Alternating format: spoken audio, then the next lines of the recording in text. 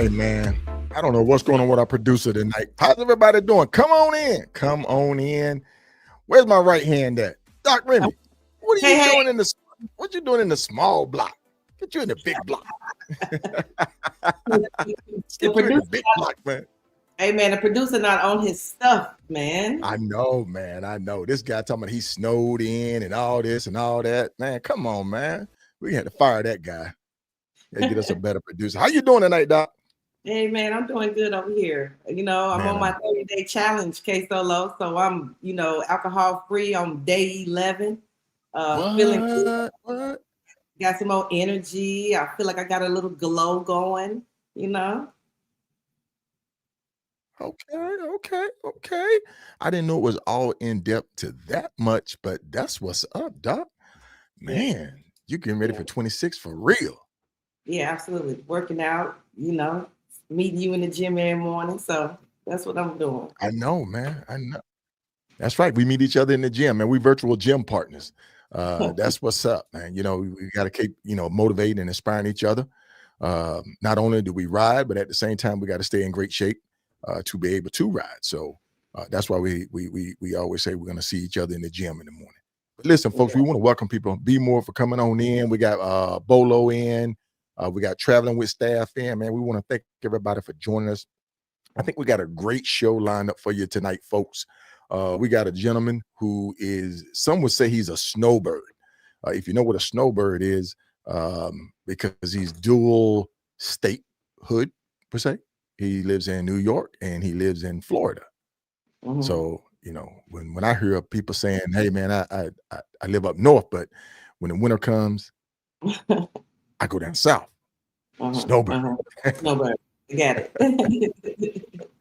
Good deal, man. Good deal. So listen, Doc, we're going to try to go ahead and get him in. I know we've been having some technical difficulties. As a matter of fact, he just fell off the blurb, man. I don't know where my guy at, man. We got to get him back on, folks. We're going to get him back on here in a second. Bear with us. He should be logging in here any minute now. Once again, we want to thank everybody for joining us on this Tuesday night. I know some people got snow. Some people are battling extreme temperatures as far as low temps, man. And it is crazy weather out there. Crazy weather. If this is what I need from y'all tonight, folks, if you're looking at us on YouTube, if you're looking at us on Facebook, in the comment, just kind of jot in, you're not necessarily the city, exact city, but the state that you're watching, that you're viewing from. And we'd greatly appreciate that. So we can kind of see what our demographics are looking like real time and help us out to better get the podcast out, push it out a little bit further, hit different regions, different areas so that people can see this great content that we're putting out. Say, Doc, I think we got him in. I'm going to go ahead and bring him in. Hey, what's going on, my guy? How you doing? Hi, good evening. How are you guys tonight? Hey, how you doing? How you doing? Hey, look, I got a little worried, man. I'm like, wait a minute, where is he at, man? When you was switching the studio, probably I got lost in that translation, so I kind of figured it out, went back out and then streamed back in. That's fine though. There you go, sir. Wardolph, Maryland in the house. We got Maryland, another Maryland in the house. We got NYC in the house tonight. That's what's up, man. Thank you, folks, for sharing that information. And if you like I say, just jot down where you're viewing from. We'd greatly appreciate that. But listen, we're gonna go ahead and jump into this episode tonight. We got our guy on Midnite, and like I said, Midnite is dual statehood out of New York and out of Florida. And Midnite, if you would, sir, go ahead and introduce yourself to the audience tonight.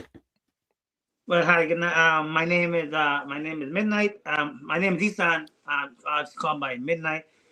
I've been writing for a very long time. MC and on the set as well.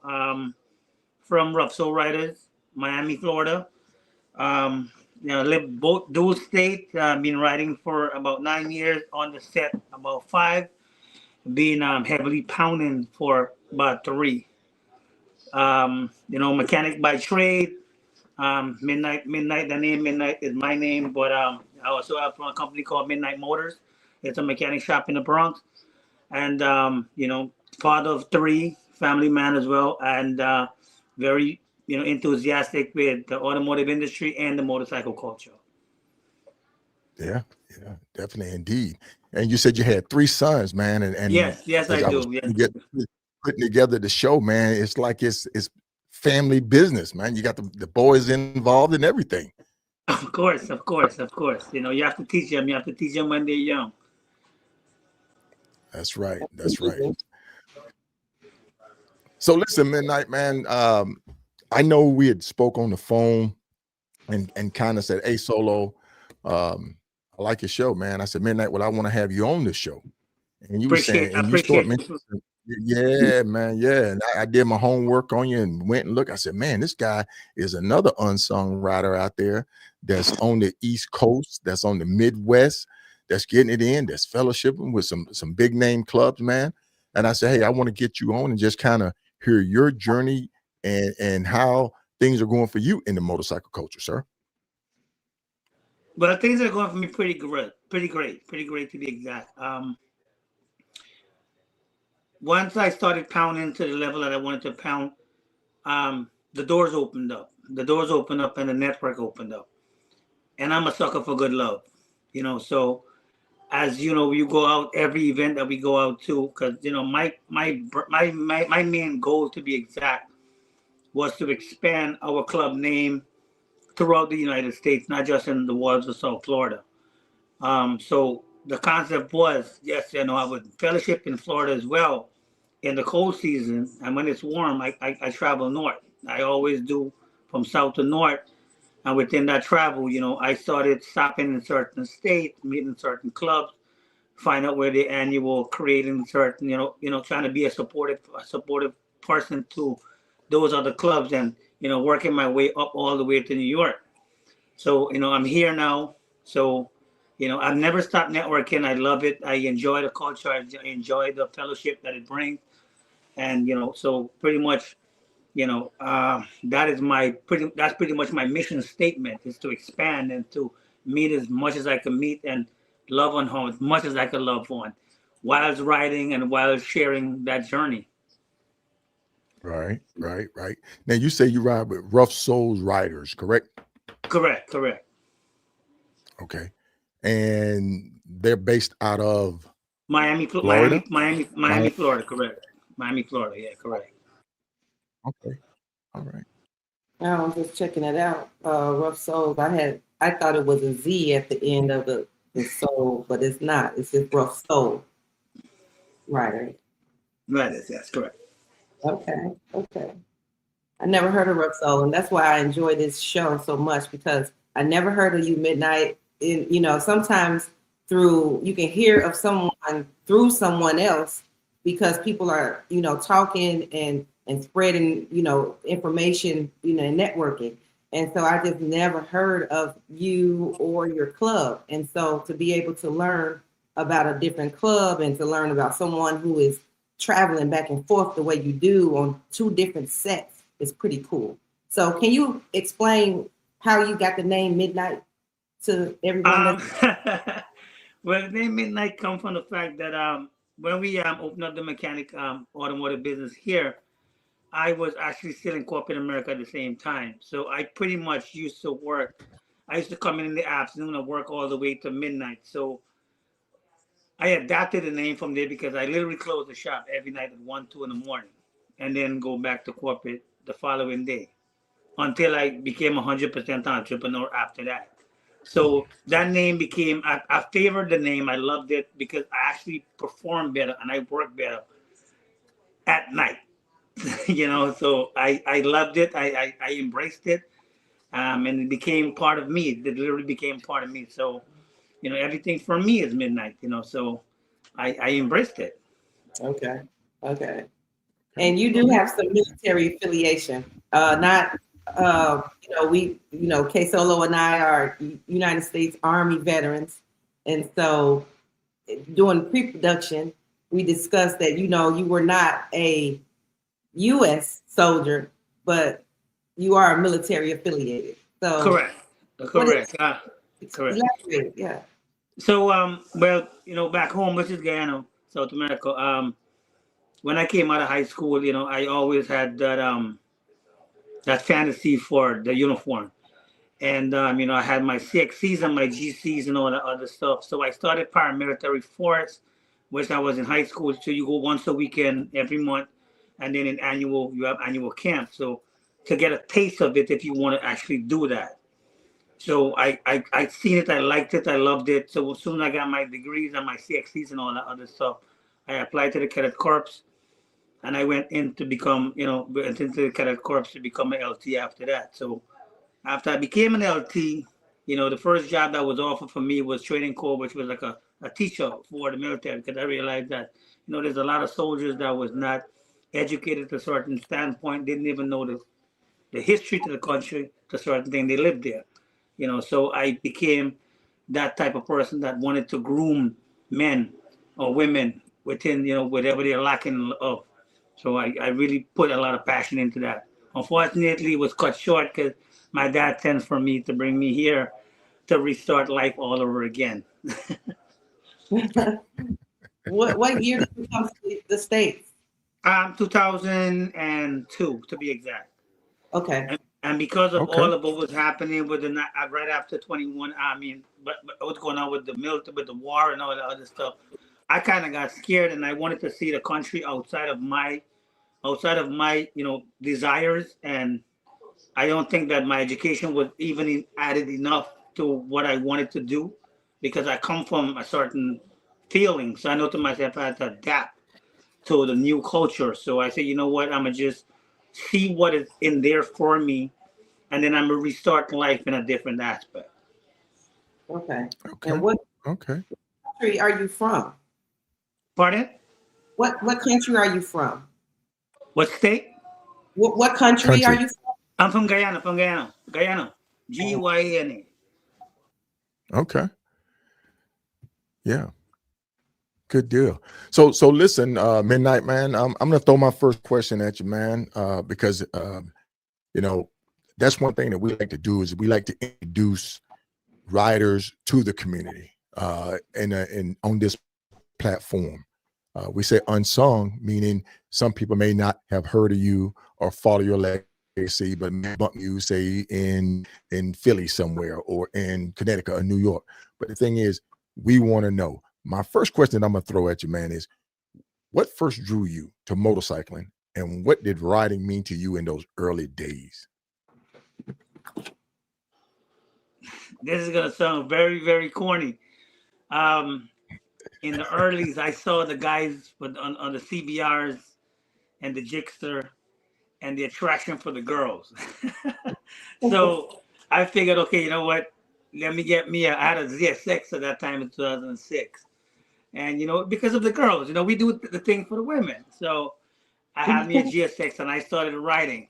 And, I was young, and I got hit at the stop sign in 2007. Like, I was stopped at the stop sign and a lady hit me. And then my mother was like, okay, if you want to continue to ride that bike, I'm going to have to bury you. So I literally stopped riding because I was so young, and I stopped riding. But I just lost it because my mom was so fearful of it. And I was so young, and there was still a lot more responsibility margin that I did not see that they saw, compared to, now when I say, okay, you know what, I'm going to do it in the adult platform. Get something big, get something that is reputable, get something that is, that you could afford or whatever it is. But I genuinely love the feeling of writing, because that air in your face, that one-to-one moment for yourself. And that is actually what drew me back, because, I had a little phase in my life where I'm like, you know what, I need to zero in, and I know what zeroes me in, writing or long drives. So I had to get back into it. I had to. It drew me back in by itself. Okay. Okay. Okay. He want to ride for the girls. That was before. I know, right? And look, man, look what Piper. She said That the was girls. before. Hey, They man. smile. They see me coming. the girls, they love me. Hey, what's up, Piper, man? Make sure y'all go check out Riding with Piper, man. Where is Piper? On her YouTube and on Facebook, man. And you can always find her somewhere that's going to be dancing and getting it in, man. That's yeah, my me type and of got sister. some me and her got some rides going on for next year, 2026. Yeah, we definitely do. That's what's up. Hey, Midnight, Yes, speaking indeed. of Piper, since Piper is here on the line, didn't you tell us that Piper was one of the people who inspired you and gave you some tips and motivation? Yes. Piper is my rock. Piper is my rock. When I say Piper is my rock, Piper has been doing this longer than me. And one thing I respect and I love that the fact that she shares information. She's a quick thinker when it comes to that traveling. And you know, when I'm doing like a Saddle Soul 1000 and I'm going through a storm, I could give a good reference on that back in September. I did a run from New York to Tampa in one run. And I ran into a major storm. Man, I pulled over in the gas station and I called her. And I'm like, she's like, listen, if it's that detrimental, then cancel your 1000.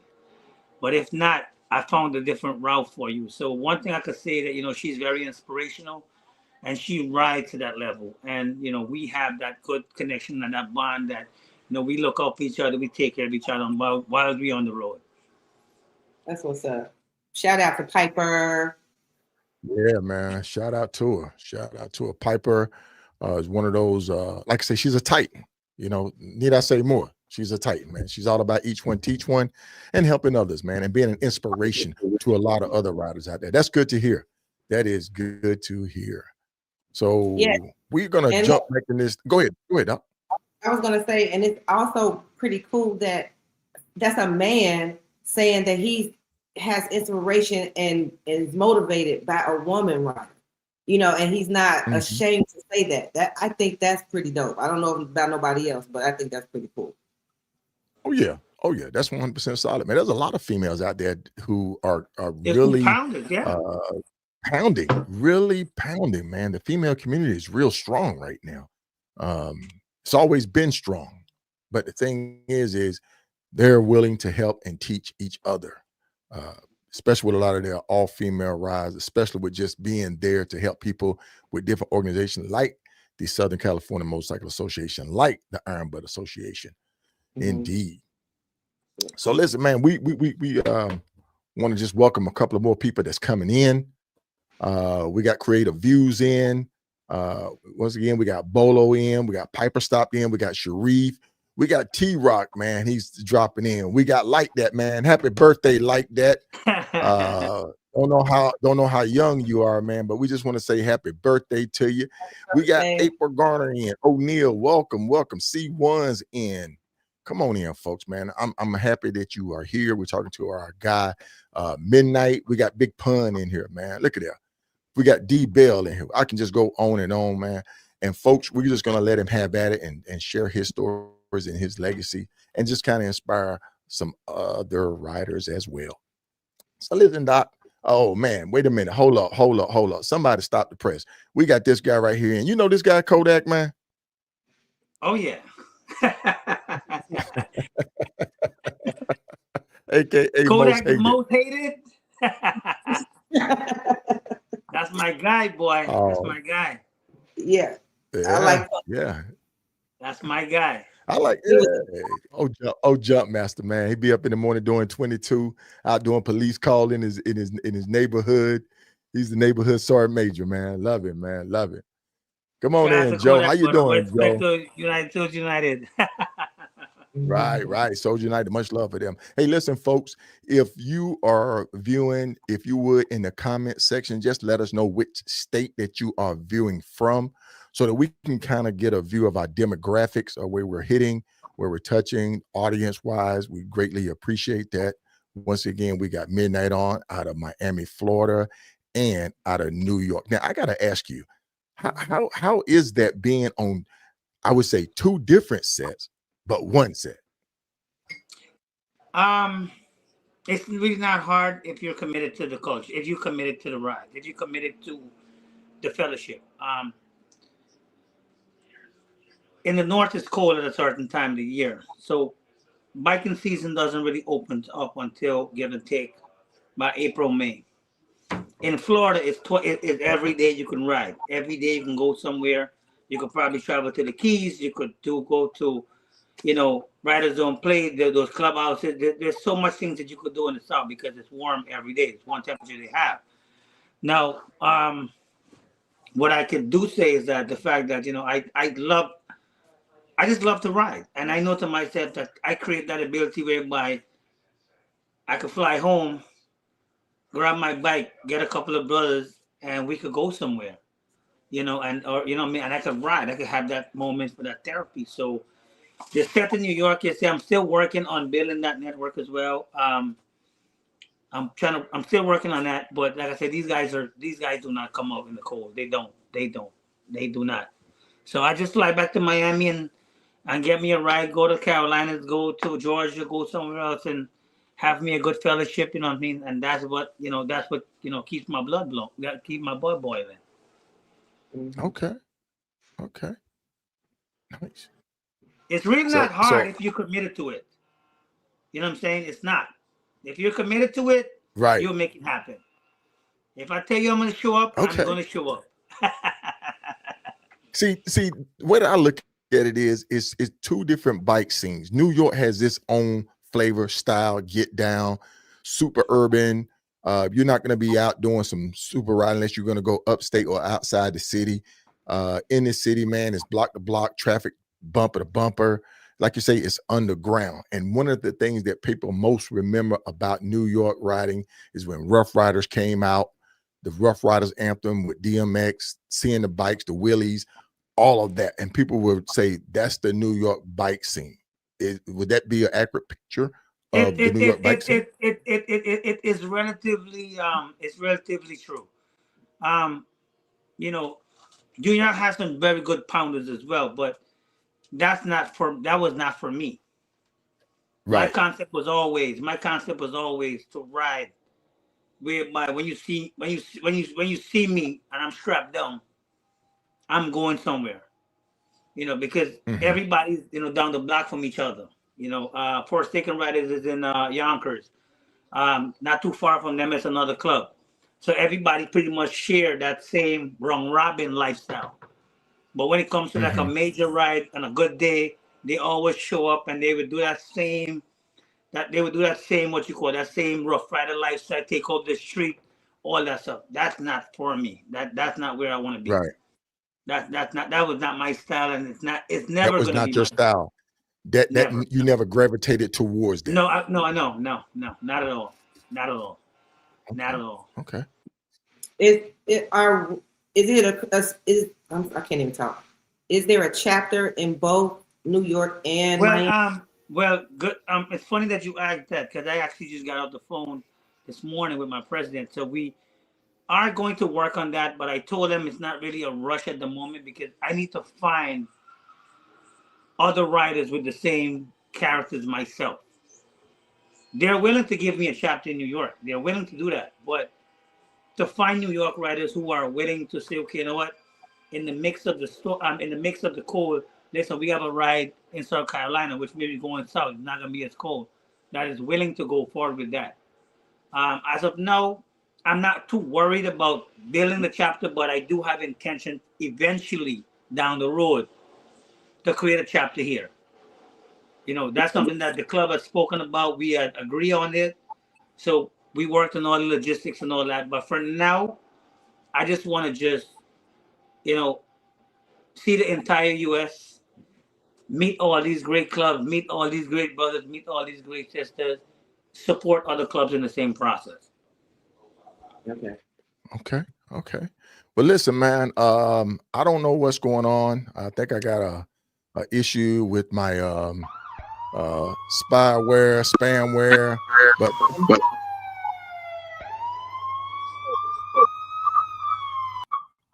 antivirus.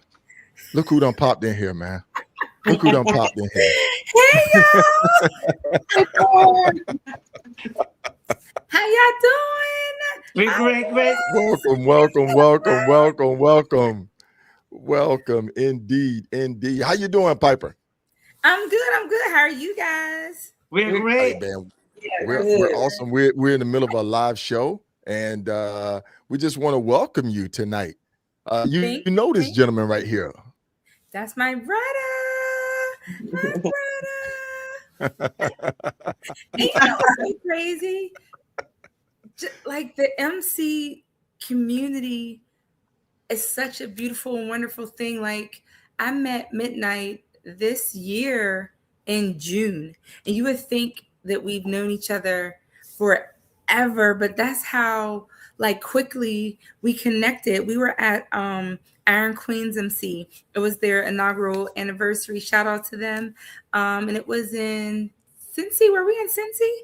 Dayton? Cincinnati. Somewhere in Ohio. Yeah, And like Cincinnati, Ohio. and we just hit it off. We were laughing, joking. We started talking about riding, like equipment. I had this, and he was asking about it. And since he was going back to New York and I was going to Pittsburgh, we rode out together. And when I tell you, because first, you know how like when you haven't rode with someone, they're like, well, how do you ride? Do you do this? Do you do that? And I'm just like, no, I just ride my bike. You just say it. You gotta see it when you get there.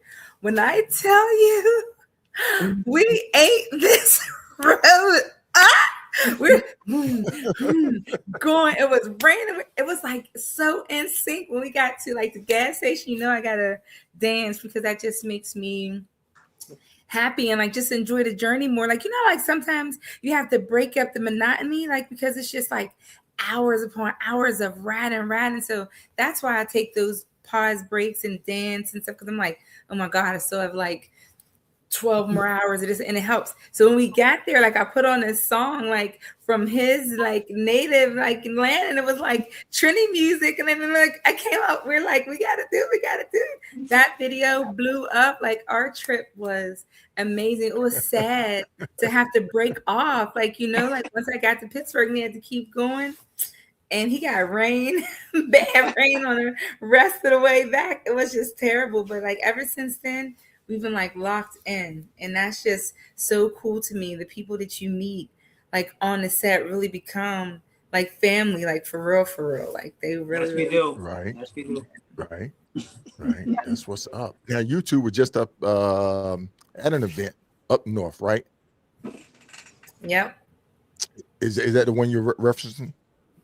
So when we rode back, we were leaving from Dayton. No, when I went up for the rest of the New England states for those Harley roads, no, I didn't bump into him. He was going actually down to Florida. And so we were supposed to meet like Delaware. No go. It didn't happen. We didn't meet. I was like, he was like, this man be gone. Like Perum, like gone. I'm like, dude, like no smoke. But he had a storm to beat too. So, you know, I just said, but yeah. Okay. Yeah. So listen, he spoke highly of you in pre-production. Piper, he talked about being able to call you, about helping him out, giving him guidance, as well as Sharif. And man, it says a lot about you. It says a lot about being a Titan. I just want to congratulate you on being a Titan. You're definitely living that life of what a Titan is and what a Titan should be doing to helping the community grow and be safe and be better and I appreciate be inspired. that. Thank you so much. So once again, I just want to say thank you for coming on the show tonight, speaking so highly of this young man here. I call him young man because I'm old now. Thank you so much. Good deal. You on the road, man. We get it. 2026. My goodness. So look, before you go, Piper, before you go, what do you have going on? Where can people find you on your social media platform? Give yourself a shout out, please. So my YouTube is Where's Piper? Like, share, subscribe. I'm trying to get like K-Soul, you know, need those 1,000 subs, you know. Then on Facebook it's just Tamika Wade. But you can do like Piper, and that I think that'll come up. What's up, Bola? And then IG is something like a phenomenon. So you know, I love me some LL. That's why I was like, the girls, they smile, they see me coming. So yeah. IG is Something Like a Phenomenon. Where's Piper, and then Tamika Wade, and then on the highway, of course. And then you still do your Tuesday. You still do your Tuesday show on Facebook.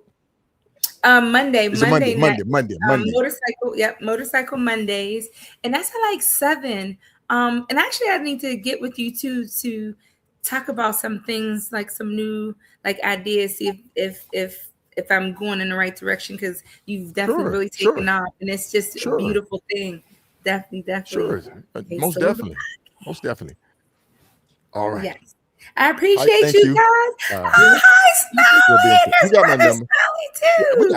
Everybody. Y'all got everybody. Have a good show, guys. I'm turning the show over. Tonight, we're just going to just turn the show over. Guys. All right, Pap, you have a good night. Oh man, see that? I'm telling you, man. I have the worst security. I got the worst producer of all because man, people just coming in the back door and just sneaking in. It's always a good surprise when they come in the back door, though, man. I know, right? I know.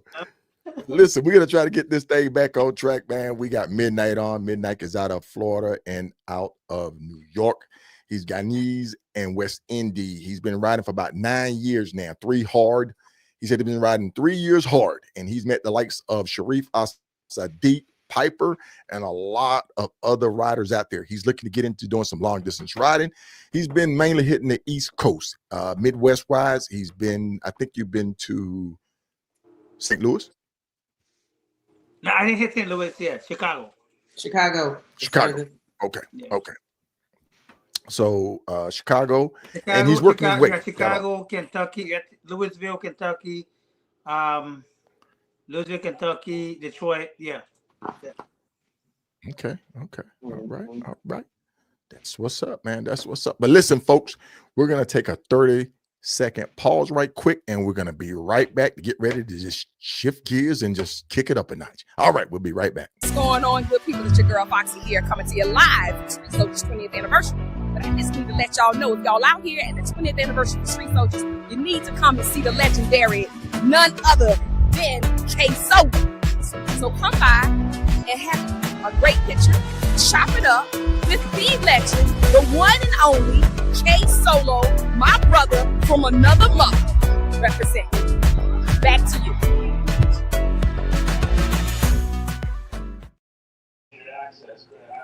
And just like that, we're back, folks. Right over K-Solo podcast show with the impeccable in the building, Doc Remy. Look at here. See, Doc, you got to keep it on, man. That's part of the show now, man. You got to keep that. How does it go, Doc? I know. Hey, in the building. I love it, folks. I love it. Oh man, when she first came on the show, man, I was like, man, Doc, you are in the building.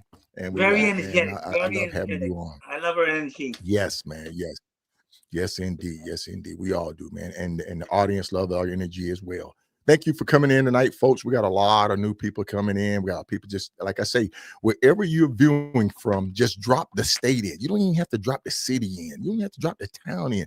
Just drop the state in where you're viewing from, so we can just kind of like get our demographics, and then that way we can know we're reaching out or what we need to do to kind of like change things up a little bit. But hey, we're gonna jump back into our tonight's episode with Midnite. Midnite. Oh, I'm sorry, right Doc. Here. I'm sorry, Doc. All right, yeah. Doc. I'm all over you, Doc. I'm all over you. I know, man. Oh, gosh. It's okay. No, I just really wanted to ask you what kind of bike you ride, Midnite. I ride a 2019 Street Glide. Have you had? Is that the only bike you have rode since you've been riding? Yeah, that bike has been everywhere up and down the Grand Coast since I got it. And see, there's one thing about that bike that I'm fascinated about is you say you do all of your maintenance except change tires. Is that correct? Correct. That's correct. Okay. So you are in tune with your bike. You know your bike. And that's another thing that we've kind of gotten away from. I know I've gotten away from it because being the type of rider that I was, I had sponsorship, I had extended service maintenance plan that we're getting, and I could go into dealership. But you on the road, how do you deal with your maintenance on the road when you hit 3,000 miles, 4,000 miles? Do you go in and purchase oil and just change it yourself? How do you maintain it on the road? Okay. How do I maintain my bike on the road? To make it easier for you, you will get some great oil change kits from Amazon, which is the same quality brand, good stuff for cheap from Amazon. Shipped to your house. You don't have to pay a dealer $145 or $200 for oil change, or or they call it the 3 holes. So you get your oil change, order for $60, $70, shipped to your house, and then you change your oil yourself. So everything on my bike, I pretty much, like I said, I know to myself, I do a lot of long distance riding. So 90% of all of my rides require the oil change even before I go. So I'm a mechanic, so I pretty much pay attention to everything on my bike. I buy stuff ahead of time to cut costs whenever something breaks. So like brake pads, you get brake pads, you get the whole set, front and back, whatever it is, but your back would bore, but actually wear faster than your front, because you pretty much live on that back brake and the turns or whatever it is, your stopping power. So, my bike is only sitting there just for tires. That's it. I change my oil a lot.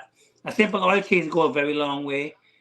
And, tire pressure, you make sure that tire pressure stays where it's supposed to be so you don't wear your tire too much. And, I pretty much try to pay attention to it. Spark plugs, every 15, 20,000 miles, I change my spark plugs. You buy the good stuff from the dealership, or you get some good NGK reputable brand for like $8, $9 a AutoZone, and you put them in. They good for another 15, 20,000 miles. Mm-hmm. Okay. You are you are auto enthusiast. You deal with machinery all the time. How did you learn about engineering and re-engineering? As we discussed in pre-production, you find yourself as a re-engineer of things. But did you learn that, from your country, or? I grew up around repairing stuff. I grew up around the mechanic shop. Not really a mechanic shop, a mechanic yard, to be exact. My neighbor back in Guyana, he had a yard that he used to run trucks. So as a kid, when I get out of school, I would go over there and make some money. Rather than going and play, I would go to the yard and learn something. Either wash parts off or watch old man D used to rebuild brakes and all this stuff. So I come from a third world culture back in the 90s. So I always grew up passionate for the fact that, okay, if something's going to break, we want to know why it broke. And if it breaks, how could we make it better so it doesn't break any way sooner? So I grew up with that intelligence whereby, we try to preserve, not replace. We preserve rather than replacing. And I came, I've always been a mechanic. I've always been like I said, 8, 9 years old as a kid growing up. You grew up around oil, you grew up around grease. I wasn't scared to get myself dirty. I wasn't scared to get my hands dirty. So I came up here. I went to ASC school. I did all of that other stuff. Went into the dealership. And then, when you start seeing certain things are common, you start saying, okay, you know what? Maybe if they had improved this unit to this level, it wouldn't cause this problem so frequently. That's how you create something called recalls. So that's why you call recalls. Recalls are pretty much something like a call out on an engineer for manufacturing production. So that's because the technicians say, okay, if you had put maybe this setup inside of this setup, we wouldn't have a recall for 2.6 million vehicles, because you guys cheap production, So I like to know why. My problem is why. I want to know why, and I want to know how we prevent it. So pretty much that's in the business that I'm in. My goal is to make something better, like to take something and to make it better. And that pretty much applies to everything for me in life. If I go into something, I want to be better at it. If I do 500 miles, I want to do 700. I want to do 800. I want to do 1,000. I want to do 1,500. So that's what that more. I always want more. So can I bring my motorcycle to your shop in New York and you do some motor work on it? Yes, yes, most definitely. You're more than welcome. More than welcome. You are more than welcome. Whatever you need, I got you. Nice. Okay. Okay. All right. Well, listen, what do you average per year per se, mileage wise? For this year I did 17,000. This year I did 18,000 miles for this year. Okay. Okay. And that's what you've moved up to that within the last 3 years, or have you been maintaining that, or is it just that the location that you ride to? Last year did about 9 to 10, but so I actually did a really great jump because I met so many other clubs that I wanted to show love to that was so far away. Right. So I made it my business to make it happen, to go on the road. Okay. I like that. I like that a lot. Doc, he said he made it his business to go on the road. And then one thing that he's definitely doing, and I always encourage, man, when you are in an MC, when you riding, it's riding for the brand. It's to take that brand, that club name, away from where it's at to somewhere new, fellowship, build bonds with other clubs, other organizations, so that the motorcycle community grows, your club grows, the name get out there, and people say, hey man, I like their get down. I want to ride down to Miami, Florida and kick it with Rough Soulz, or I want to just go up to New York and kick it with them. So that's called riding for the brand, sir. And you're definitely do that. And Sharif put it in a comment that you're a man of your word. And if Sharif said you're a man of your word, I don't know, man. I don't know about that now. Because I had to use my last phone call. Did you see that post I just put up, Doc? Where I had to use my last phone call to Sharif, and he didn't even pick up, man. He didn't even pick up. But anyway, that's my brother, man. That's my brother. Love him to death. Hey, Eddie, come on here, man. Highways calling you guys at RT. I am definitely planning. I'm actually definitely planning a collaboration with some of the sub clubs in Miami and in Tampa for us to come to RT. So I'm actually changing things around in the South because I expressed to a lot of my club mates and other affiliation clubs that I actually deal with, that I met on the road as well, that I said, listen, you know what I mean? It's good for us to, you know, to see fellowship in a different light, you know? Nice. So I say, okay, we're going to RT in Tallahassee. That's about a 9-10 hours from either Tampa or from Miami, either or. So I got life. I already spoke to a couple of the vice president and the treasury, and a couple of other people come in there. I said, listen, if I want to do a ride, we could go to RT this year. So I said, you know, we got some great people we need to meet. I want you guys to meet the legends of the legends. So I like how. Okay. So you're going to come to the RT for that. Right. I like how he has a leader mentality, because you have, when I say leader mentality in the motorcycle culture as well, like you are moving people. You got the ability to make people follow you across state lines and fly your colors. And you're not even you don't hold a position in this organization. No, I don't. Right. So you're doing something above and beyond it seemed like the call of duty of a regular club member, and you're getting people to move, like you just said. I want you to go out here with me and fly these colors and meet and greet and network, and which is some of your principles, right? You know, you like the freedom of the ride. You know, you said it's therapeutic. Touch on some of those things that you said. The reason why you ride and why you're trying to, and the type of people you're trying to get to move with you and pound these streets. Because of the fact that it feels so good to have it, or to embrace that freedom, and it's something that I want to share with everybody that comes into my life. And I always say, man, I thank God for the fact that certain people are put in my life, and I don't know what their story is.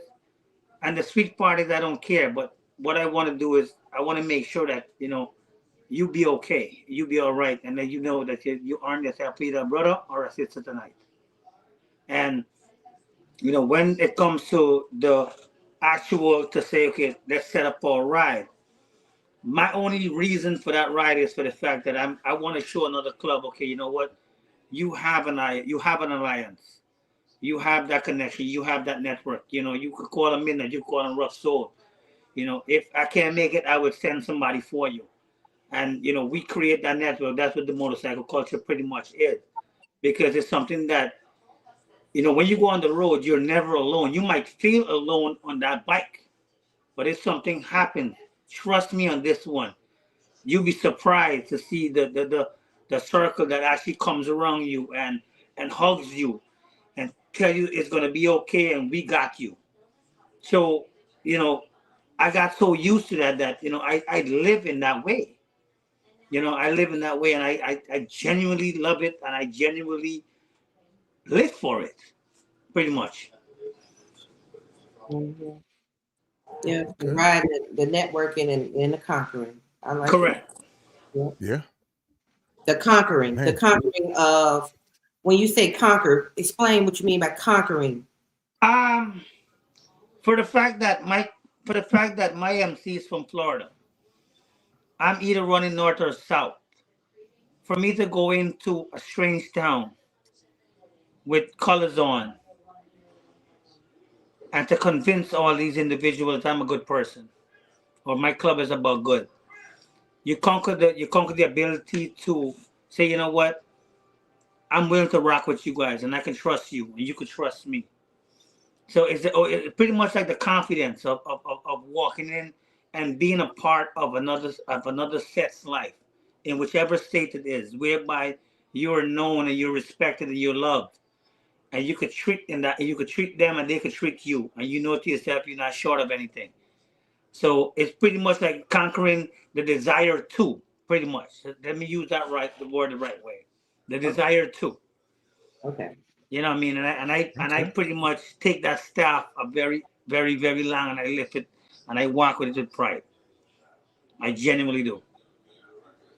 Okay. Good deal. Hey, I got a question for you, man. You hit some heavy, putting down some heavy information tonight. And we love it. And we absolutely love it. With that being said, what you're doing in the motorcycle community, being a rider, being a father figure, you are your sons. Do you view this as the beginning of a family tradition of being a biker or riding motorcycles the way that you do? Too young to predict. But my kids love the bike though. Okay. So do they share that passion? Do they share that interest? Yes. They love that bike. My last son, I used to take him to school every morning on the back of my street light, and you could have seen how happy he was to sit on the back of a Harley to go to school. And then when he get to school, he told his teacher, my daddy brought me to school on my bike, on his bike. And he loved it so much that, for a 7-8-year-old to be sitting on the back of a Harley with no fear at all. So let's see what happens. Let's see, because I'm not giving this up no time soon. Right. Okay. That's what's up. And we like to ask that. We typically ask people, are you a first generation, second generation rider? I'll be first generation. Who inspired you to ride? Who inspired you to? Like I said, it pretty much started up as a hobby. We just love the bike. We got in the bike scene for the girls, and then I realized that there's a whole life behind it. So, I would say the girls inspired me to get the bike, because you get the bike, you get the girls. So when that entity died, I always phantom the motorcycle community in a different way. We watching all these shows like the Sons of Anarchy and all this, and it gives you a little brief insight of what the brotherhood and what that love was about. Mm-hmm. So, when you finally got some money, you say, you know what, let me see what MC life is all about. Let me scout let me scout a club that shares my moral values, you know. And so I scouted a couple of clubs, and you know, I mean, certain clubs is not for me. Right. And then, you know, Rough Soul came around. You know, I asked all the right questions. I watched the certain things. The bylaws was there within my perspective, and I'm like, okay, you know what? I think I could rock with them. So I ended up speaking to somebody in that. They ended up putting me on. I rode with them outside of Colors, and I liked the unity that they had. And I love how they rode, and I love their vibe. And I'm like, you know what? Put me on the next meeting to try to vote me in. So when they voted me in, we had our mandatories, the ride, the short rides, whatever it is. And within those rides, I had to prove myself to be a full patch member. So when I became a full patch member, I told them, don't forget what I told y'all when I came in here. Whenever I stop my foot on something, it has to spread. So because of the fact that, you know, I'm running a mutual level, I could pretty much mix and mingle with anybody because I'm not for the foolishness. I'm for the fellowship. Okay. Yeah. All right. Well, while there's an open, I'm going to ask you this. I'm going to shoot this one to you. In what Go ways ahead. has the open road taught you lessons you couldn't have learned anywhere else? What ways that open road has taught me that I could have learned anywhere else?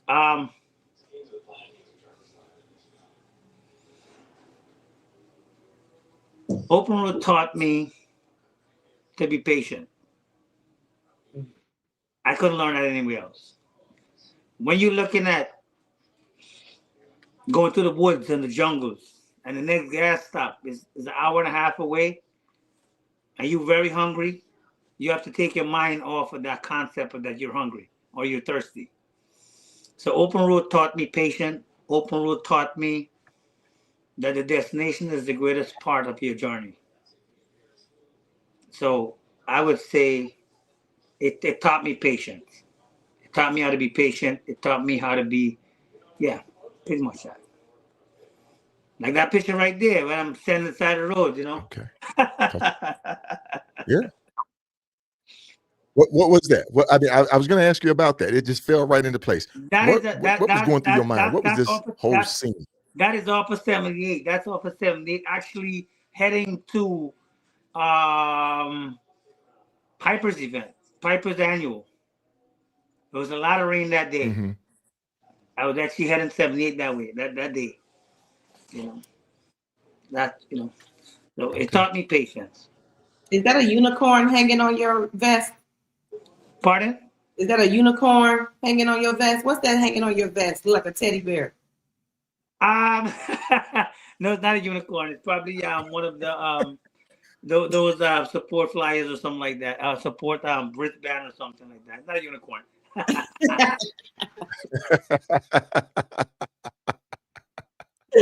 Oh my goodness, man. Oh my goodness. I tell you, what in the world? Doctor, you?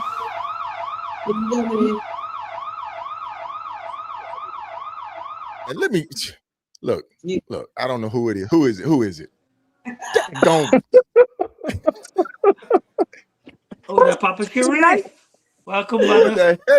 Who the heck let this guy in? Who let Bucky's in? You look like Santa Claus, man. He got the Bucky's.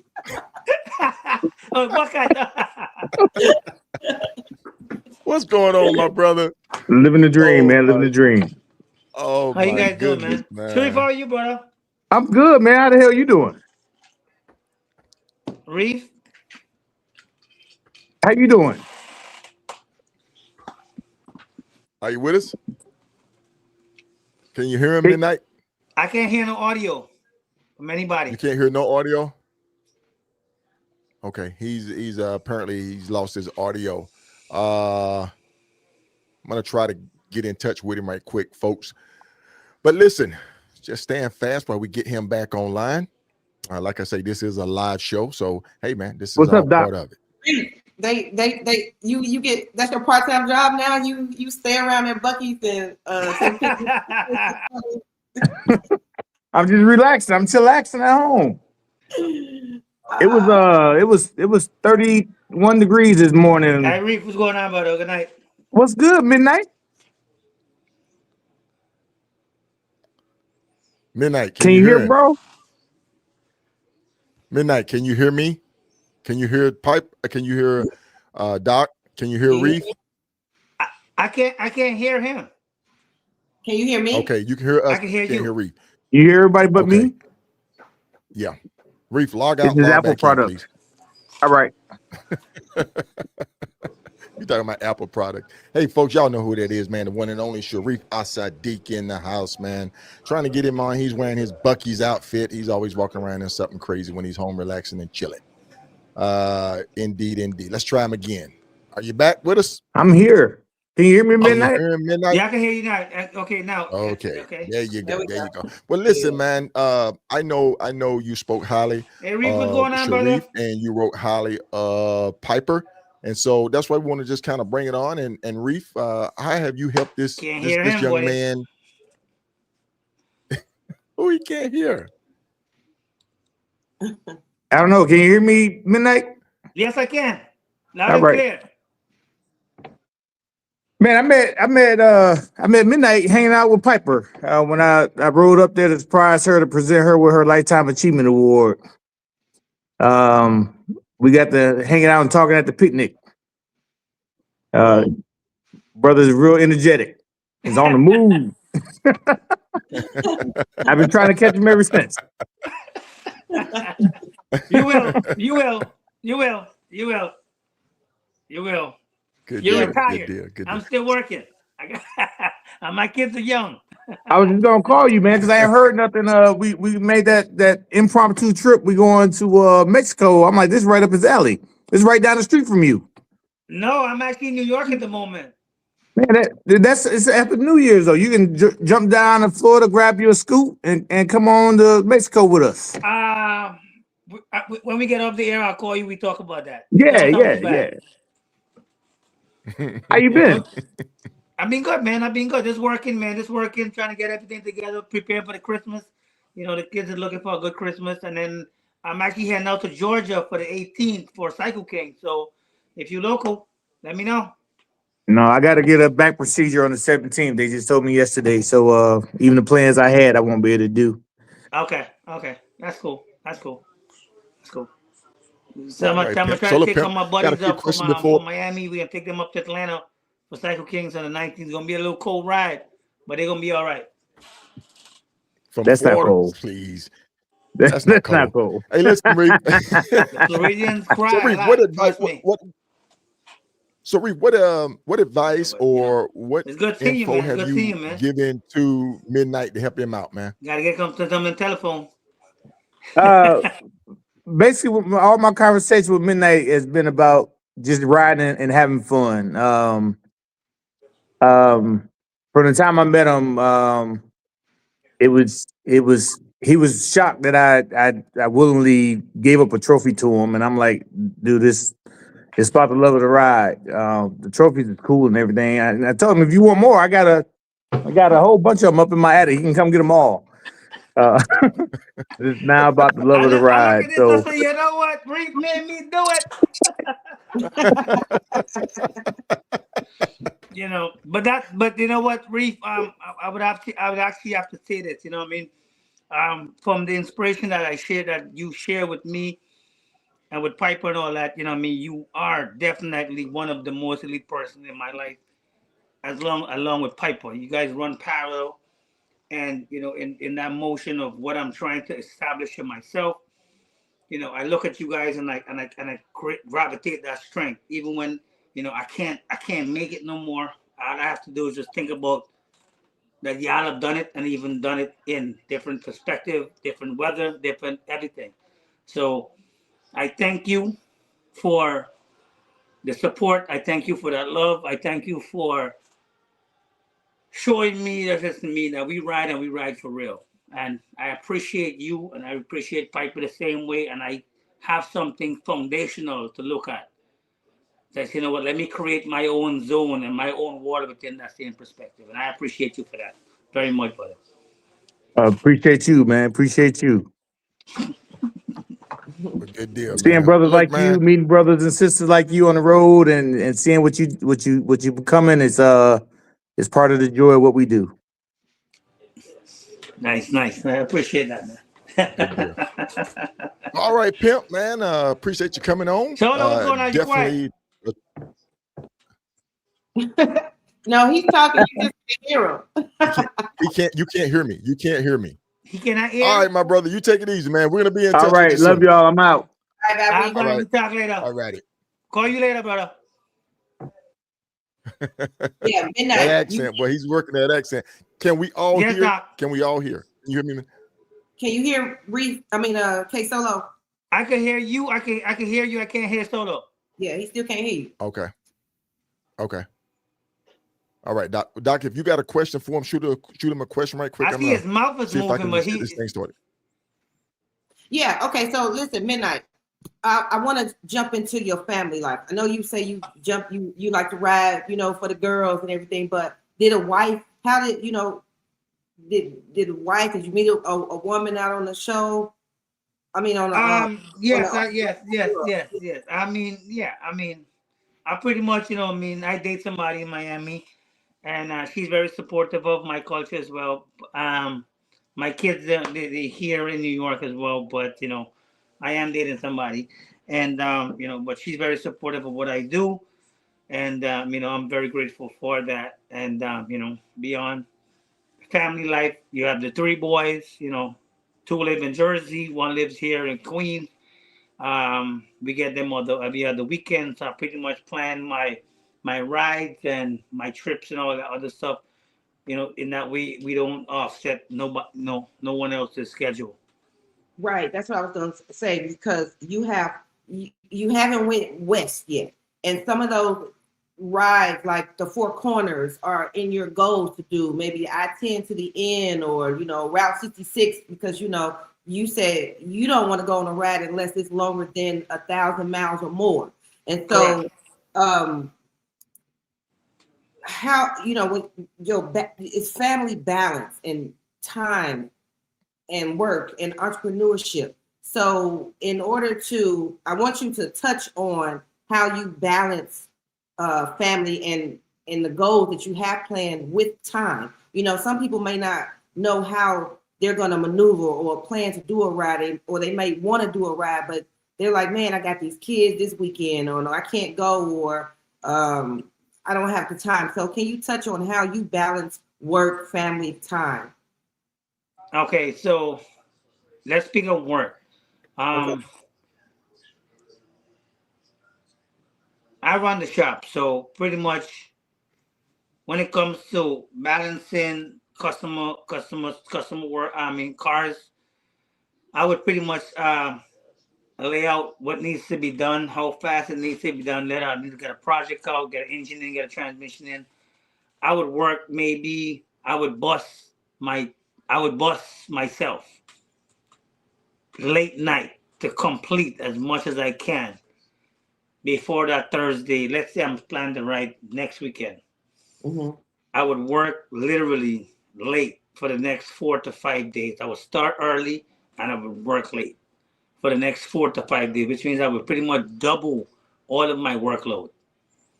I would double it up, make sure that the work is taken care of, make sure the shop is taken care of.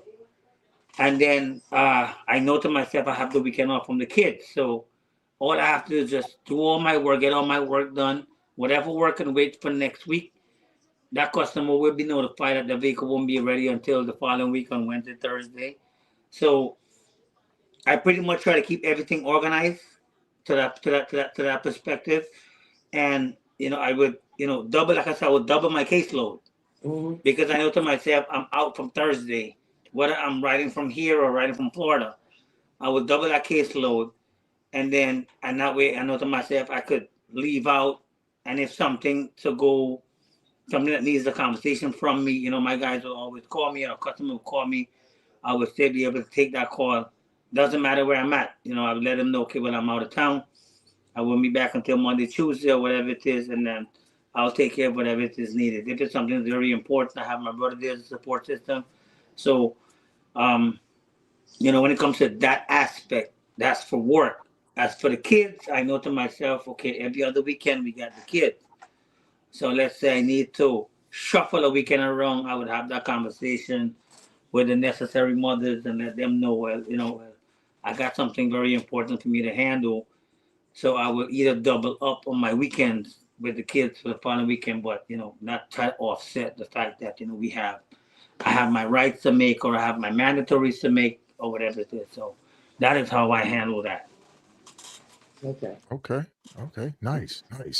Well, look, I'm gonna jump in, man, and just kind of go around the elbow right quick and just ask you this question right here.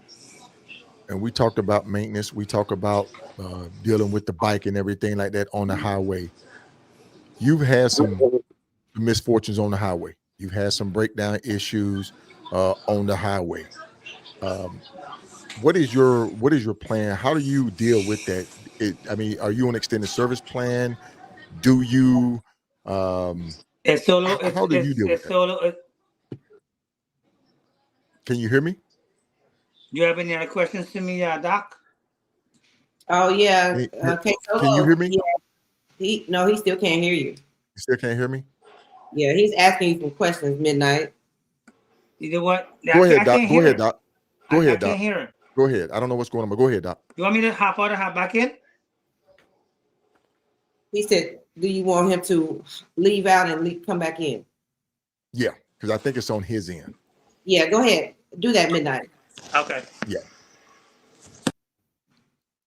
Well, Doc, this has been a great show so far, man. We've been getting a lot of good information, sharing some inspiration, some cameos. I still got a lot more questions that I want to ask him about his get down, man, because not only has he gotten out and met Sharif and Piper, he's met some other notable riders out there. He's met some social media influencers that I want to ask him about and talk to him about. Definitely want to talk to him about meeting this guy right up here, Lavish, man. Are you back with us? Can you hear me? I'm back. No, you're back. I was always here. I was always here. But I couldn't hear you. So it was on your end, not my end. Yeah, it was on my end, correct. So listen. You've met Piper, you've met Sharif, you met a couple other riders out there, but you also met Lavish. You also met this young lady right here, man. Tell us about that experience. Lavish is a unique guy, man. He is. Listen, those are great individuals. Lavish. I promised him I'm gonna go back to Detroit with Daniel. Great guy, like I said, I thank God for the mercies that I could meet these people, and they show me so much love that I can't wait to show it back to them. Very great guy, very great. I met him at actually Cue Ball's funeral, to be exact. Okay. So those pictures that you see, okay, the other one was at look at my shirt. Okay, that was before when I first got to. Oh, that is in Iron Queens. That's in Cincinnati. So I met her. She's a legend. We rode together. We rode like a couple miles going to the host hotel for Iron Queens. So that's chocolate. Is that chocolate? But again, I'm just blessed to meet some of the finest people there is out there, and I'm pretty sure there's a lot more. And I'm open. I'm open for it. Yeah. Yeah. You've definitely left your footprint in the sand. On not only where you're at down in Florida and New York, but you're also, like I say, man, you hit that Midwest, and I can't wait to see you go west. All the way to California, all the way with the big hard-hitting clubs out there. And do you plan to go to the East Bay Dragons to make that pilgrimage, or maybe go to LA, meet some of the clubs out there in LA? I think the DT Nephew. You know DT Nephew? Yeah. From Divided? Yeah. Divided Time. Hey, man. Yeah, Divided Times. Yeah, I'm actually planning to make a trip out there to him. Okay, and shout out to DT Nephew, man. You know what his motto is, man. What's his motto? Yep. You know his motto? Riding is decided. Is deciding. That's right. You know DT Nephew, man. But listen, I was going to ask you about breakdowns, man. I know you had some misfortunes. It's one of those things that, you know, we all deal with. But I got to ask you, man, how do you deal with your breakdowns? How do you deal with your setback? Now, this is just a flat tire, correct? This was just a flat tire, right? Yes. But let me tell you something. That was one of the most memorable days in my lifetime. Tell us about it, man. Okay. So we are leaving Soldiers United. We're leaving Soldiers United, heading back to Florida. Me and my club brother, Boss Player. That's another senior member in Rough Soul. We on the 95. We passed into Florence, South Carolina. We gunning it. We gunning it. I'm going around a turn, and all of a sudden my bike wobbled. I'm like, whoop. I said something is wrong. So I pulled over. My tires is flat. What I'm going to say is this. We pulled over. I tried to figure out assess the situation. I thought maybe I need a plug. Okay, good. I got plugs on my bike. Put a plug in, pumping it up, not going up. I don't know what happened. The whole tire just ripped on the side. So we there beside the highway. We are calling AAA. We are looking for nearest open dealerships. Then right after, one of the Soldiers United from South Carolina saw us and he pulled over. Now, I met this brother at the host hotel. So when he saw me, he pulled over to the side. He started making calls. He said, how are you guys with the Thunder Guard? Because the Thunder Guard was close by. That could have helped us out. I said, listen, we got the tow truck on the way, but if the Thunder Guard comes first, that's fine. I'm affiliated with it. I'm okay with them. You know, we are okay. I'm okay with the Thunder Guards as well. 20 minutes later, another brother pulled up with his TM from Soldiers United, from Virginia, from Fayetteville. He was hauling his brand new bike from North Carolina to Daytona, Florida. So he was like, listen, the tow truck is going to take a certain time to get here. You need to get to Florence. You need to get to Florence dealership at a certain time before they close if you're trying to go back to Florida tonight. He's like, listen, let's take my bike off the trailer, put your bike on. I'm going to pull it there. You ride my brand new bike. Wow. Oh, my goodness. Wow. What a pressure. I have never had so much pressure in my lifetime. So I'm like, okay, good, you know. So I got in this guy's brand new Road Glide. Brand new bike, maybe 100 or something miles on this bike. Brand new. So I'm like, okay, you know what? Right? Father God, you know, whatever he's sending me, whatever he's trying to show me, I'm willing to listen. So I rode his bike. He's like, yo, ride the bike, ride it. I'm doing 65, 70, like it's brand new. I'm talking. You gotta get there, man. You bullshit, ride it. So he took my bike back to the dealership. I'm riding his bike. So I saw he needs some gas. He had about a half a tank. So I said, let me fill his tank up at least, so a little bit of appreciation at least, you know. Fill his tank up. He pulled in. When we got there, the other brother from South Carolina, which was another chapter, they were supposed to come out and help us out. They all showed up at the dealership. Yeah, Midnite, you okay? And then they got on the phone with Kodak right after. Yeah, Kodak, he had to send me the bill. I'm like, no, there's no bill. The guy was like, that's TM to be exact. So shout out to TM from Soldiers United. So like I said, you know me, and then we just swapped bikes out, put the bike on the trailer, put his new bike back on. That went into service, and they waited until my bike was finished. So it was amazing that influx of love that came from a complete stranger or the group. That they came from Miami for our annual, but when they go back home, this is what happened, and they stayed within us all the way till I got back home next morning, 5 o'clock, because I had to go to a storm that night. So they called me up. Midnite, you okay? Midnite, you okay? I said, yeah, I'm good. Where you at? I'm Jacksonville. Yo, the storm is coming. I said, I ain't stopping. We're going right through it. So, you know, shout out to Soldiers United for that. You know what I mean? The love is real. Yeah. And it was one of the most challenging. It's one of my challenging rides that I had. Oh man. That's what I love to hear right there. That's what I love to hear. Those memorable moments from the highway that just sit there and say, man, I love this lifestyle. I love the culture. You know, I'm 10 toes down for it, man. I'm all in, all in.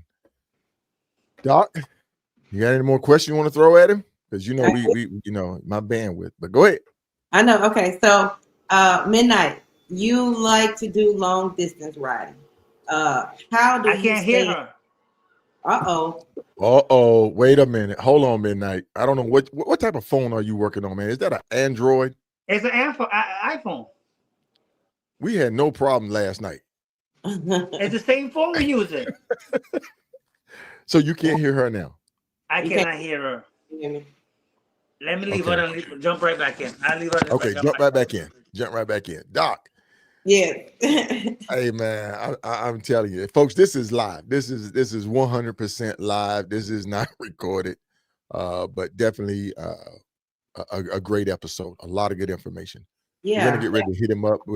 If you have any questions that you want to shoot to Midnite, motorcycling people he's met, the Get Down, his organization, where he's planning to ride to, drop him in the comments. We're gonna make sure we try to get all the questions answered before we get off the air.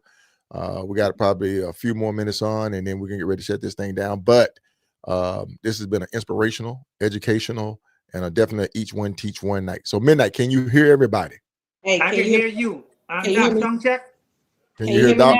Yes, I can. Loud and clear. There you go. See, it's his it's his phone, Doc. It's not our system. It's not our system. Well, go ahead, Doc. What I was saying before we were interrupted on your side of the phone. But your health, like you said, you like to do long distance. How do you prepare? You know, I'm always about healthy. Like right now, I'm doing a 30-day challenge. Mine is no alcohol for 30 days, but I challenge people to do a challenge for whatever. It could be carbs, it could be no sweets, whatever it is. So, but how do you prepare yourself and keep your body in shape to do these rides? Before every ride, I do a 5 days fast. I do a 5 days fast whereby I limit the way I eat, and I only eat a certain type of food and a certain whatever. So 5 days before any long ride, definitely I would do no alcohol. I wouldn't eat as usual. I put my body in that stage whereby I could like prolong wait to eat something. But when I do eat, I would eat something solid, something nutritious. So pretty much the 5 days fast, and that's pretty much health-wise. I would do the 5 days fast, and then getting ready for the road. You know, make sure the gears is ready. Make sure it depends on where we're going. We got the rain gears, we got the heated gears, whatever needed. But in terms of my body, I do a 5 days fast before. So I would only eat between sun up to sundown. I would only eat sundown to sun up, to be exact. And I wouldn't eat too crazy. A certain amount of food, I would keep it certain level to the level, and then go from there with that. No alcohol, and that's about it too as well. A lot of hydration, but you know, we try to put our body in that phase as well. I got a question for you. What was that? I was going to ask, do you exercise? Of course I do. Yes. 5 o'clock in the morning every day, from 5 to 7 every day. Treadmill, squats, muscles, whatever it is. I do take very good care of my health. Doc, we're gonna kick up this virtual gym thing, man. I think we got some people out there want to get in with it, man. Yeah, for sure. You know, I got an 0400 fitness club. I'm in the gym at 4 o'clock in the morning. 0400, I'm in there. Lovely.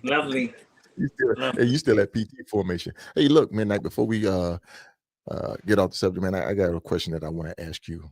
Go ahead. Being in touch with nature, the land, spiritual. How does your connection to the land, nature, and spirituality shape the way you see long distance riding? The view.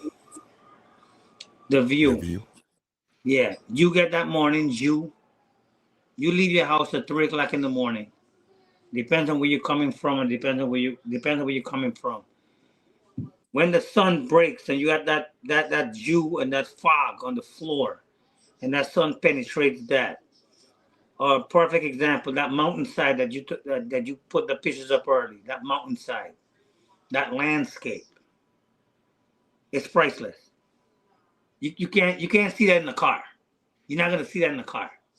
You have to pull over to admire that. You know, you have to be like, listen, this is what nature is, and it's amazing. It's amazing. I remember one of the most memorable one there was is with my first ride with Rough Soul coming from Thunder Beach, and we were going through the fog on I think it's 75 if I'm not mistaken, and somebody took a picture from the back in the car. It was 14 bikes, and the sun was coming up, and that view, it was so great that my dad took the picture from my Facebook, and he blew it up. And he's like, "Do you have any idea what that means to a lot of people?" And I'm like, "Yes, I now understand why." Yeah, that's how I always rode, and I always say I took a picture. I would always do a morning picture from the bike, the office, a view from the office, and I would capture the moment to let people see or share what I was seeing, the view, nature, the beauty of the landscape, the sunrise, and it inspired a lot of people, man. It touched a lot of people, and some people said, "Man, you know what? You just need to do a book with just the pictures that you take solo, and the way that you take them. You know, you put people in them, just like this picture right here. I can relate to this picture, man. I feel that. I feel the distance. I feel the scenery. Even if you decide the highway, even if you're sitting there with a flat tire, man, you know, but you look at the scenery and you just sit there and say, man, it's great. It's great. I love it. Yeah. It was a great experience. Absolutely. Yeah. Good deal. Good deal. So look, we got a question. We got a question just come in. I'm gonna shoot this question up right quick. It comes in from Mr. Gadget. Mr. Gadget said, "When did you discover that you live long distance riding, and what was your first long distance ride?" That you liked. When did you discover? When did I discover it? Bringing back my Road King from Florida. So that'd be a couple years back. And what was it what's that? When did you discover that you liked long distance? No. Okay, long distance only became a thing for me because of the fact that I can't get enough of it. I cannot get enough of it.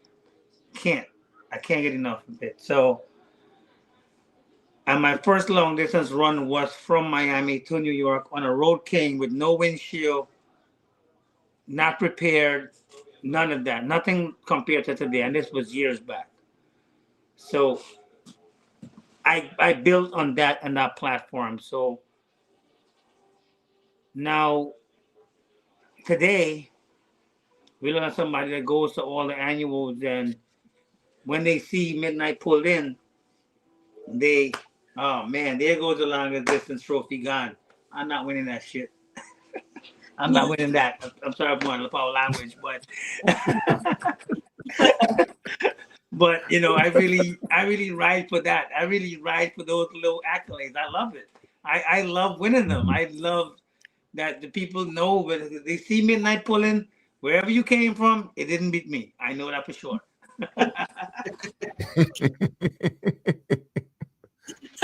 Okay.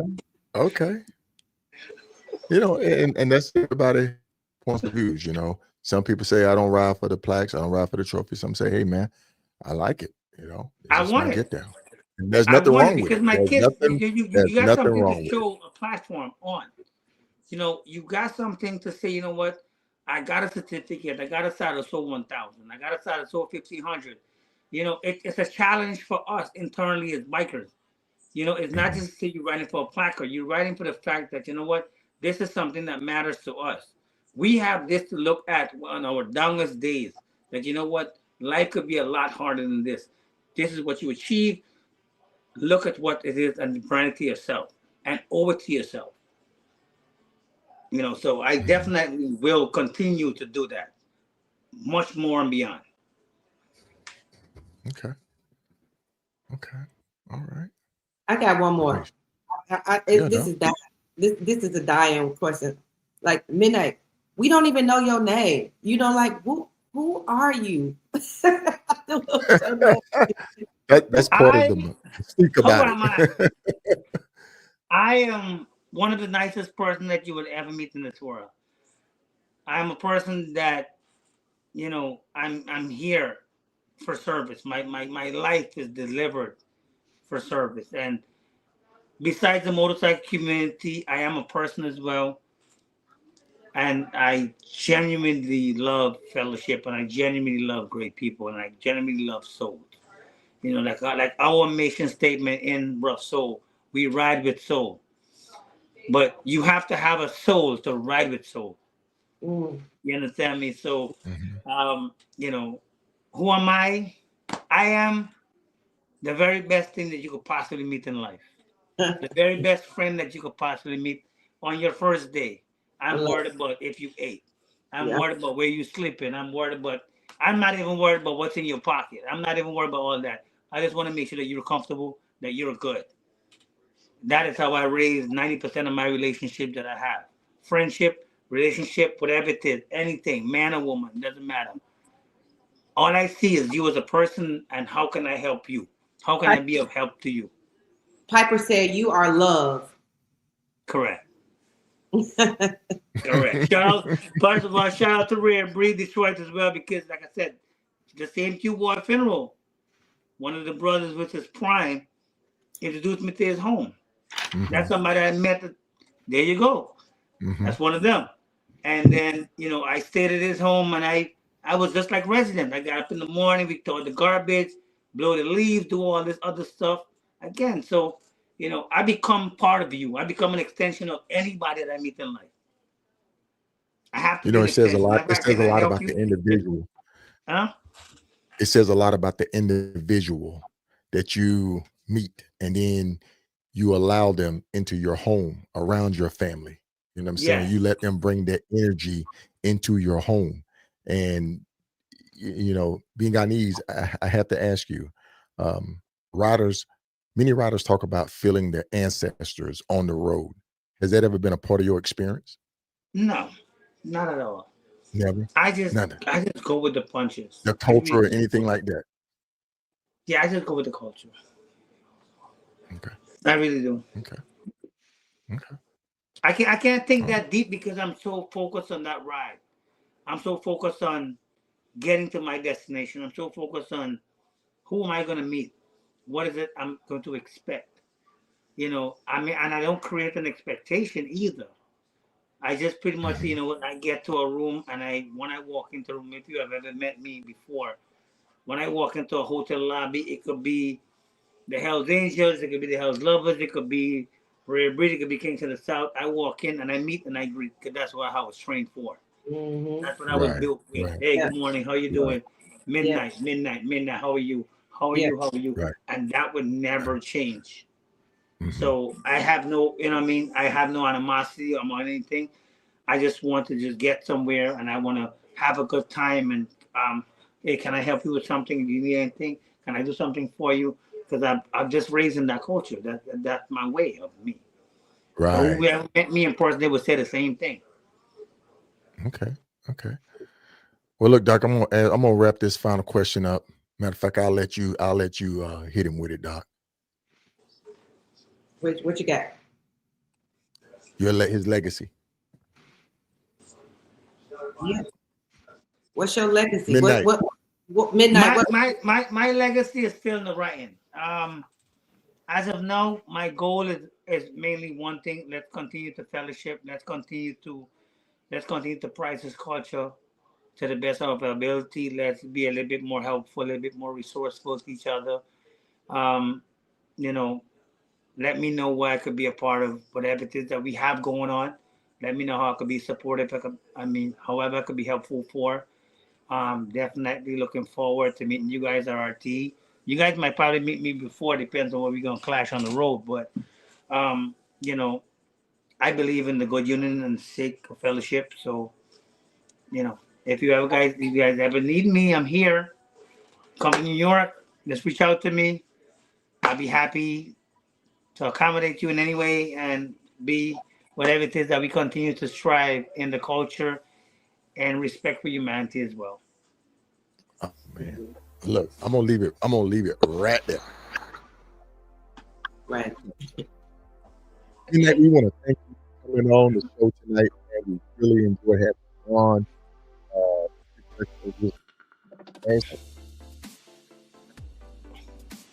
The music drowning you out. Oh yeah. The music drowning me out. Okay. Yeah. Can y'all hear me now?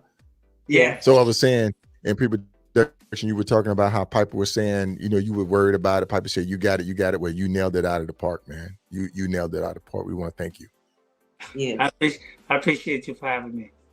Yep. Thanks for coming on. Of course, most definitely. All right. Any final words you want to share, man? Just give me a call when you guys are local. You know what I mean? Just keep in touch. Don't be a stranger. You know, I'm here.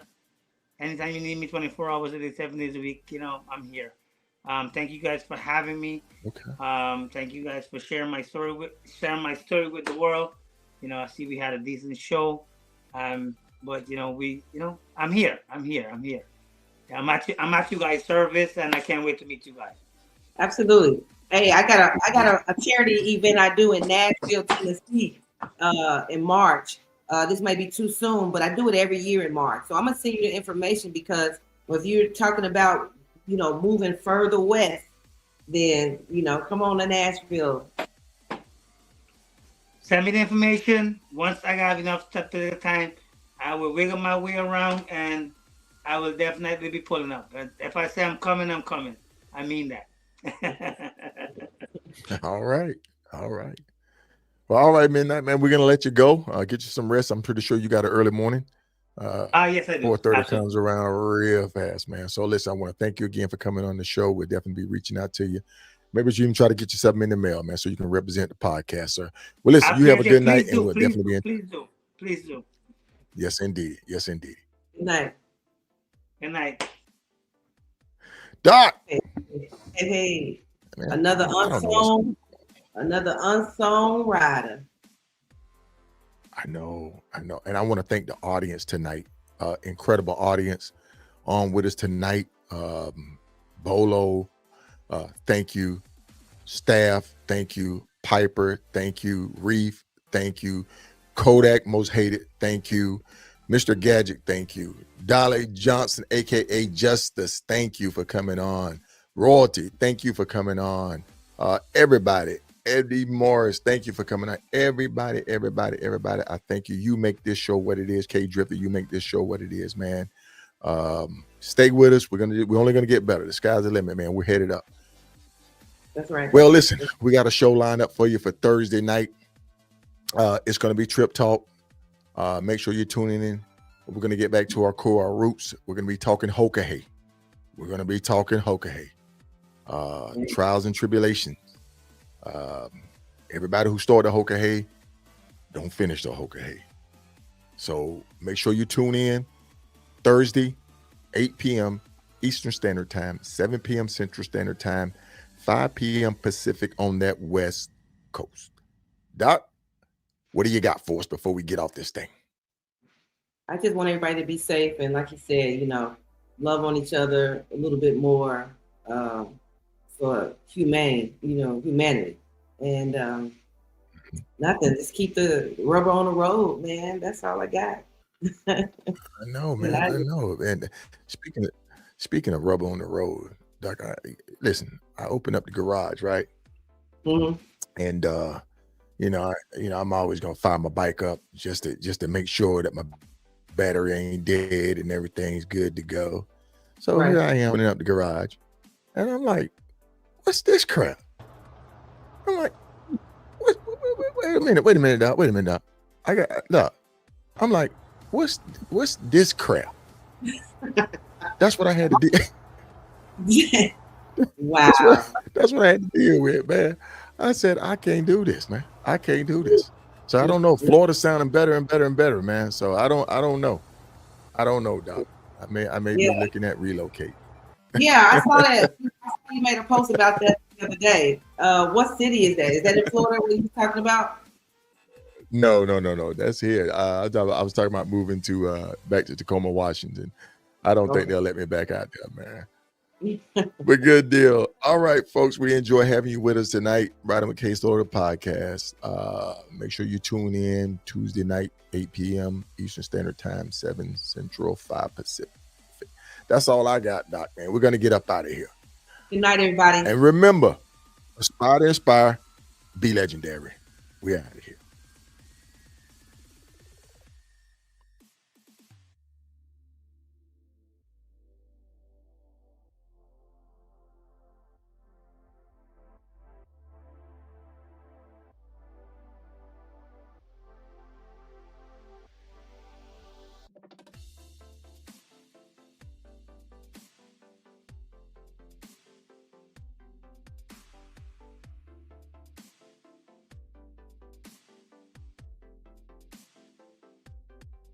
What's up, beautiful people? It's your girl, Most Wanted, in the building.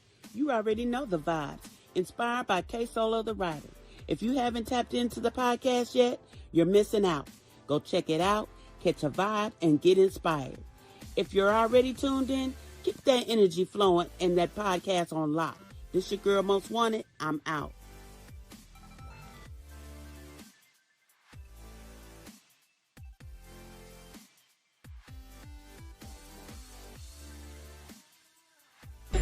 What's up, everybody, including Lottie Dottie? You already know what it is. It's your boy Retro. We in the building, and you already know we ride with K Solo the Ryder.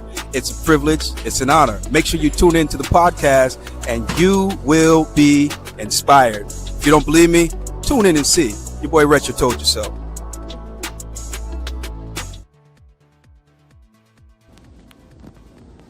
Yo, it's your girl A Boogie. Big shout out to K Solo the Ryder, holding it down with the Writing with K Solo podcast.